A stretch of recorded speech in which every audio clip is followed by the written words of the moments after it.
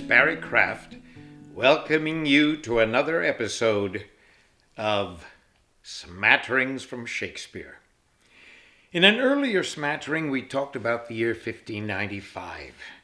Shakespeare coming off the plague years, being filled with rhymed poetry, and using a tremendous amount of that in three plays. Romeo and Juliet, Richard II, and A Midsummer Night's Dream. Now we're going to look at another breakthrough year, 1599. And this is the year in which As You Like It was written.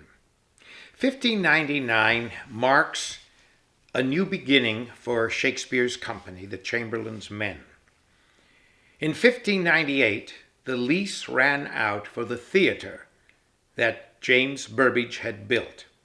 The theatre, fittingly enough called the Theatre, was on land owned by Giles Allen. In 1576, when the theatre opened, the lease was for 21 years.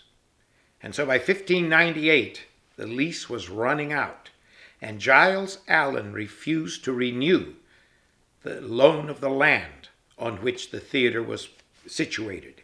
Not only that, Allen said the theatre and the buildings on it were his.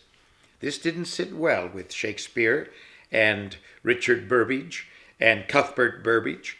So, according to the records of the time, approximately 12 players, instigated by the Burbages, tore down the theatre and carried the timbers south across the Thames River and would, in the future months, build a new theatre out of those timbers that were part of the original theatre called the Theatre. There was a lawsuit that went on for years with Allen claiming that those timbers were his and the theatre claiming no, they weren't, only the land was his.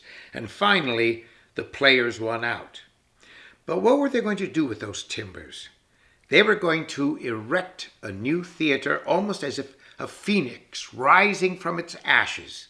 And the new theatre, fittingly called the Globe Theatre, was finally built in 1599. And Shakespeare wanted, I think, to commemorate this with a bold new movement in playwriting.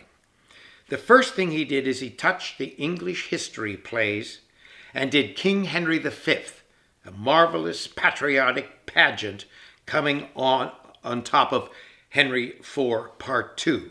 This would be his last essay in the English history play until very late in his career when he tried King Henry VIII. He also wrote the very first of his Roman tragedies based on Thomas North's translations of Plutarch's Lives. And this was Julius Caesar, to be followed in later years by Antony and Cleopatra and Coriolanus.